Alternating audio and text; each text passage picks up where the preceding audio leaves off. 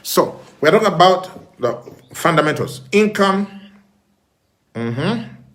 savings, assets, cash flow. So today we're talking about income. We're talking about income. How on earth does one create income? Because some of you are like, when I get COVID, lockdown, lock up, income ever, income has become income. Where do you get income from? So I grew up in the village, like for real. We would wake up in the morning before sunrise, grab our hose, and off we would be, going to the garden, and we would dig. My mom would determine how much you're going to dig for the day. So we would divide up, myself, my cousin, my mom, because we were around in the village. My siblings went to boarding school, but when they were around during the holiday, then we had a bigger workforce. Everyone would be given a section, and then we would agree how far we are going, and then you dig until you finished your portion. That's when the work was done. The work was not done when you got tired.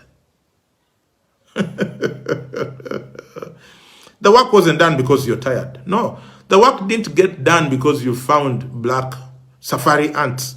The work didn't get done because you were hungry over whatever. No way. The work was only done when the portion that was allotted to you was done. And that's what I'm talking about, people. So I grew up appreciating the value of work, because whereas we're in the village and we didn't have much income from many sources, we were able to go to school. Our mom took us to school. We had a big banana plantation. We would cut those matoke. We would sell the matoke. We would sell milk. We had cows. We milked cows. We had pigs. We kept chicken. We had goats. We had sweet potatoes, cassava, soybeans, beans, maize, every crop you can think about, we grew it.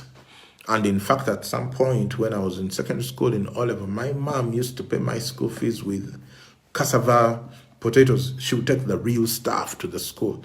That's how I managed to stay in school. So I understood the value of work. I understood that when you work, you get what you need to sustain you. Now, we live in a time and in a generation where people think that you just get lucky. No, you don't. You don't just get lucky. You work and you are rewarded for it. You work and you are the work could not be stopped by safari ants. Yes, my friend, you work until you're rewarded. Now, look at what the Bible says in Proverbs 10:4. Proverbs 10:4 says that he who has a slack hand becomes poor, but the hand of the diligent makes rich. The hand of the diligent makes rich. You are only one word away from being very, very wealthy. Do you know the name of the word that's lacking between you and wealth? Diligence. Diligence. Only one word between you and wealth: diligence. He says, the soul of a lazy man desires and has nothing, but the soul of the diligent shall be made rich. In the mouth of 2 or 3 witnesses, the matter is established. That's Proverbs 13, for which I've just read. They repeat diligence and says, the hand of the diligent makes rich. The soul of the diligent shall be made rich. In other words, it's not just the hand, it's not just the doing, but it's also the soul, the thinking, the mind, the innovation, the creativity that goes into it. So it's not just hand, it's also soul. Proverbs 14:23 says, in all labor there is profit, but idle chatter leads only to poverty. In all labor there is profit, but idle chatter leads only to poverty. Look at this one. Proverbs 12:24. The hand of the diligent will rule, but the lazy man will be put to forced labor. In other words, you either play now and pay later, or pay now and play later. Play now and pay later, or pay now and play later. Either way, you will pay. So the hand of the diligent will rule. But the lazy man will be put to forced labor. Forced labor. Can you imagine? So you're being ruled over, then you're working not because you like it, but you are being forced to work. So you either work diligently without anyone forcing you, or you will eventually work diligently being forced to, aka forced labor. I don't know if there's anyone here who understands what I'm talking about. So I'm talking about creating income. How to create income? How do you create income? How do you create income? T.F. Ecker said this. T.F. Ecker said something really, really wonderful. In fact, before I go to T.F., let me put some other guys here that I talk about in the book. Yeah, Mike Murdoch says that money is a reward for solving problems. Money is a reward for solving problems. The more problems you solve, the more money you make. Money is simply reward. Entrepreneurs are people who solve problems for profit. The last time I checked, because of lockdown, problems didn't go away. Because some of you have been giving that excuse that the reason you're broke and not making money because of lockdown. Did lockdown take the problems away? I can tell you that lockdown probably increased the number of available problems, thereby increasing the opportunities for making money. It's all a mindset thing. It's all a mindset thing. So entrepreneurs are people who solve problems for profit. If you're broke, it means you're not solving enough problems. So if you're solving the right problems for the right people, in the right places, at the right prices, you'll make the right profits. If you're solving the right problems, some of you are solving the wrong problems for the wrong people. That's why you're still broke. Look, if you're working yourself 6 a.m. to 6 p.m. and you're still broke, you're solving the wrong problem for the wrong people. Move on, move it. So it's solving the right problems. Which ones are the right problems? The ones that bring money. For the right people. Not everyone should be your client. Rolls-Royce doesn't sell to everyone. You've never seen a Rolls-Royce advert in a Ugandan newspaper. Do you know why? 98% of the people on this broadcast have never visited the Rolls-Royce website. And they don't want you to visit. Because you're not their client. Talk of Toyota. Everyone knows what Toyota sounds like. They even know where the Toyota mechanic is. What? Because you're Toyota's client. They know where their people are. That's why you see Toyota adverts in the newspapers and everywhere. But not Rolls-Royce or Ferrari. You've never seen a Ferrari. Why? You're not their clients. They are not wasting time trying to reach you. No. It's the right problems for the right people. Not everyone is your client. How do you know they are not your client? They can't afford you. If they keep negotiating you down to 10% of your quotation, they are not your client. Move on. Be nice to us Ugandans, says Rahab. I'm trying to be. Dennis Amoko, help. When I gave you the Rose Joseph, yes. Rolls-Royce is not trying to reach you. They know you can't afford it. But can I tell you what? Rolls-Royce is alive and well. That company, don't think Rolls-Royce is out of business because Ugandans are not buying Rolls-Royce. No, they don't expect Ugandans to buy Rolls-Royce. That's why they don't advertise in Ugandan newspapers and on Ugandan websites. So, the right people, the right problem, solve the right problems for the right people. Mwana wange. Let me tell you this. Not everyone is going to be your client. Some of you keep lowering your prices to suit the lowest. No. There is a price range for every category of people. There is champagne which costs 30,000 euros a bottle. They don't sell it in Uganda, okay? Because people don't have that kind of disposable income here. So find your clients. Find the right clients. If you do a job for half the price that your colleagues are charging, guess what's going to happen?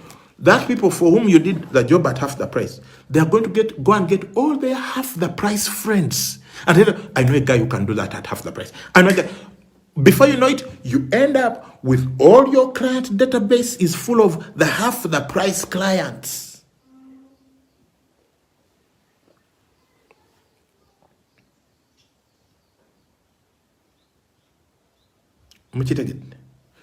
You solve the right problems for the right people. Right people. Desire, you bake cakes. Not everyone is your client. Some people, the only pastry they will ever appreciate is donuts. But they cook cake. Okay? Right people? Solve the right. Solve the right problems for the right people at the right prices. You know they are the right people when they can pay the price for the value you're offering. The right prices. Right prices. Okay? The right prices. So, and then the right places, right problems for the right people in the right places, I skipped that, right? So the right problems for the right people in the right places. If you're trying to sell sand to the Arabs, wake up, or trying to sell ice cubes to Eskimos, their whole environment is ice. Kati bweyagala kutunda ice, mbotandise business ya ice Greenland. No, you can't be selling ice in Greenland. So it's right problems for the right people in the right places, at the right prices,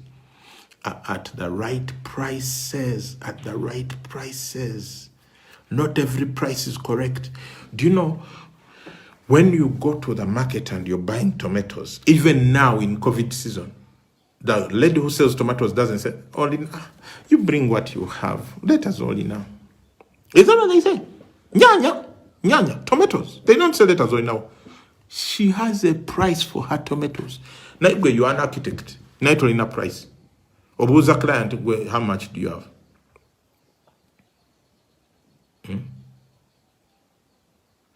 If you're telling the client to determine their price, that means you don't know your value. You don't know your value. You don't know your value for the minute. Time is running. So solve the right problems for the right people in the right places at the right prices, and you'll make the right profits. Why? Entrepreneurs are people who solve problems for our profit. Selling pork to Muslims, shifra banange tusasire tulimu sawumu. Jerome has added at the right time or in the right timing. That's correct, Jerome. That's correct. The right timing. Or Chiraba, if you start trying to sell Rolex at 5 a.m., that's the wrong timing. Now your regular which commando becomes very expensive. So, So now let me move to this law. T have a CAS law, which says that this is very important. This is the law of income. The law of income. Listen carefully. You shall be compensated according to the value that you bring to the market. That's the law of income. You shall be compensated according to the value that you bring to the market. So, who shall be compensated? You. Who brings the value? You. Who goes to the market? You. Who determines what the market is? You. You can decide whether your market is only Chitukutwe, or it's Chida municipality, or it's Greater Kampala, or it's Uganda, or it's Eastern Central Africa, global. No one has ever decided and said, "Nti gweru abose t-shirt zo zitunda Kampala yoka." Neda, you're the one who decides the market. And then you are rewarded according to the value that you bring to the market. So your responsibility as an entrepreneur is to always be increasing the quality and quantity of value that you bring to the market. You increase the quality and quantity of the value you bring to the market. This pen here is probably what, 500 shillings? The net profit on this pen might be only 50 shillings. But no one listening to me here is richer than the people who make this pen. Why? Because whereas it is very small value, it is massively produced. Massive.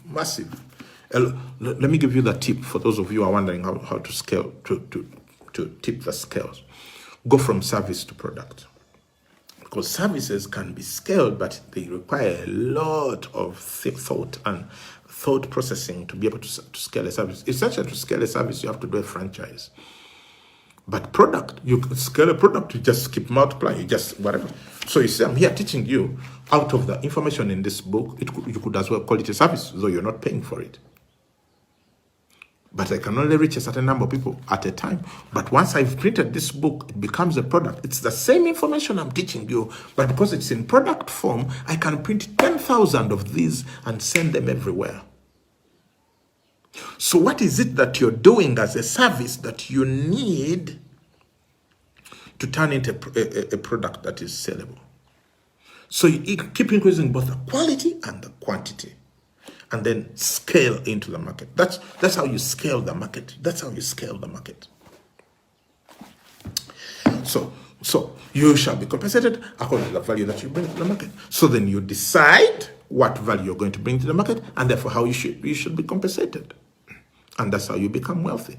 No one decides how much money you earn apart from one person. You who is watching me right now, you see how much money you made in April, the month that just went by. Do you know who decided how much you made? It was you.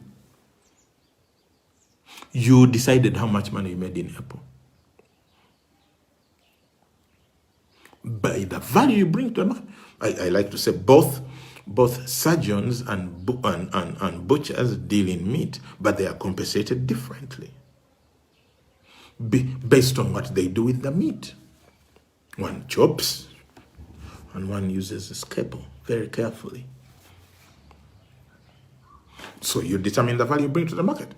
If there's a way you can scale your product, then product is the best thing to scale, because scaling service involves franchising. It can be done. I'm trying to coach people into how to do that. But product is so much easier. So much easier. All you need to do is create systems of production, delivery, and marketing. Production, delivery, marketing. And you've scaled your product. Okay. So you decide how much money you want to make. You get to decide. Guys, the day I found this thing out, oh my God, I couldn't believe that I had been deciding what I had been deciding all my life. Can you imagine your money now, which you are making? You are not decided.